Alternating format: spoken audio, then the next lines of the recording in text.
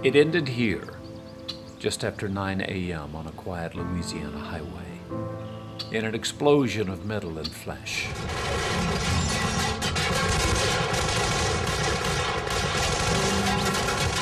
The violent crime spree snuffed out, a 2-year love affair ended, where destiny said it must. That's why they died together. They couldn't find them apart from each other.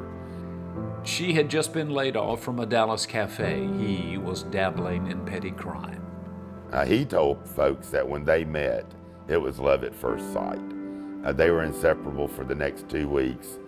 Clyde was sleeping on her mama's couch and he got picked up by the sheriff's department. They showed up. Clyde talks Bonnie into smuggling a gun into jail. He breaks out, but is soon recaptured and ends up sentenced to 2 years in the notorious East Ham prison.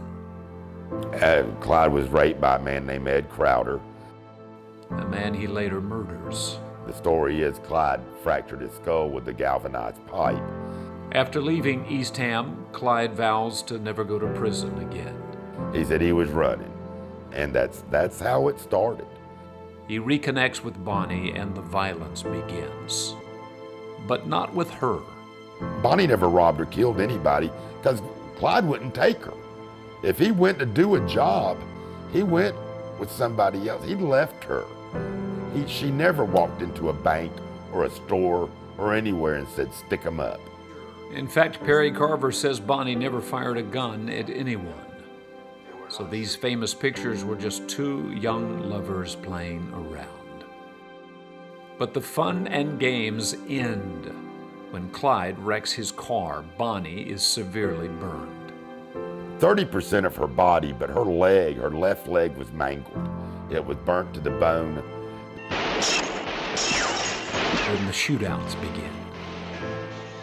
Dexfield, she was shot in the stomach. In Sowers, Texas, they were both shot through both legs. There wasn't much left of her legs when she died. She couldn't walk. She either had to hobble or hop on one leg. People in this area that knew them, that interacted with them, said they had a stench to them. Said they could have got right out of the shower or a bath or whatever and been clean, but they still had a stench of infection. I mean, they were really the walking dead. That they were inseparable. Clyde would have, if he didn't love her, he would have kicked her to the curb. If she didn't love him, she'd have left him. 2 days before her violent death, she told Percy, she said, "Percy, I'm gonna have to die because of my love for a man." at 9:15 in the morning, with the wildflowers in full bloom off Highway 154, it was finished. There was only one Bonnie and Clyde, and that's because of what they went through in 25 months, their commitment. It was a love story. I mean, you know, it was just a violent love story.